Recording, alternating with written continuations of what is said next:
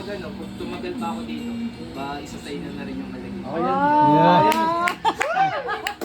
So yun, ano, sisimulan ko din kay sa mama ko, si Mama Rosel, kasi siya talaga sa bahay, kasi siya talaga yung lagi ko nakakasama. Kapag wala yung mga kapatid ko, kapag ako yung walang pasok, siya talaga yung lagi kong kasama. Siya yung, kumbaga, siya yung pinakaunang teacher ko. Siya yung nagturo sa akin kung paano maging isang mabuting anak, maging isang mabuting kaibigan, at maging mabuting tao sa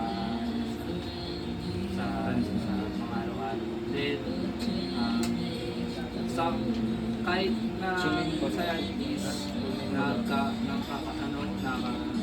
kahit minsan nagkakaroon kami ng parang difficulties, mag-aaway,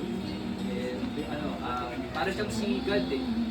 Bukas binubuksan pa rin niya yung yung sarili niya. Kumaga, kahit nagkakaroon ako ng pagkakasala sa kanya, is bukas pa rin yung tahanan. And sa pangalawang tao ko naman, is si Papa. Kasi siya talaga yung tumayong backbone ng family namin. Siya talaga yung gusto yung nag-sacrifice sa amin. And siya rin yung yung parang kumbaga first teacher ko dito sa course na kinuha ko, which is Marine Engineering.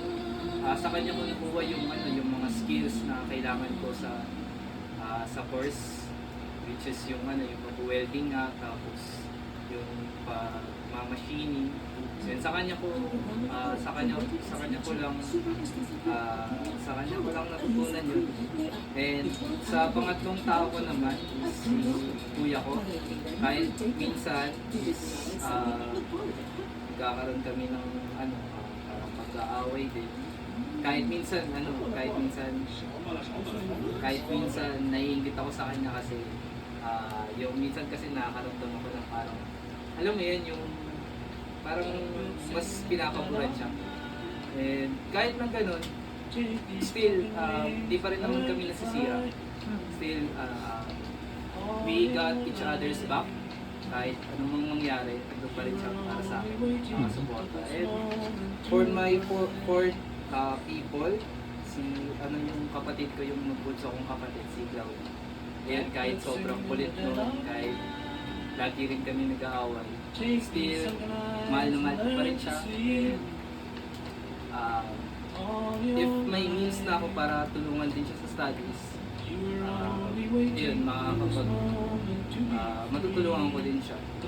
Then, sa last person ko is yung girlfriend ko.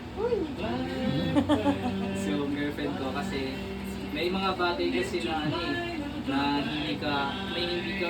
may mga bagay kasi na hindi mo masasabi sa mga magulang mo, sa kapatid mo. And alam mo yun, parang siya lang yung alam mong makakaintindi sa'yo, siya lang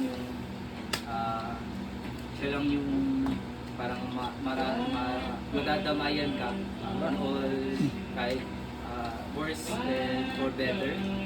Siya lang yung parang nakakaintindi sa'yo. Kahit na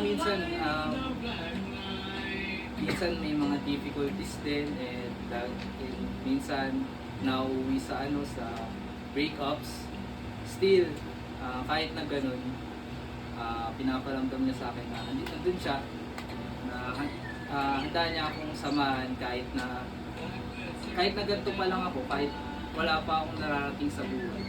Still, nandun pa rin siya sa akin, naniniwala siya sa akin. Then, sa inyo din, kasi kayo talaga yung nagpupush sa akin para mas maging connect kay God. Sana sa mga susunod na araw is mas makilala ko pa kayo. Yan lang na 5%. Actually, yung sa inyo pang 6 na talaga siya. Kung bibigyan pa ako ng isang papel, isusulat ko kayo na. Yeah.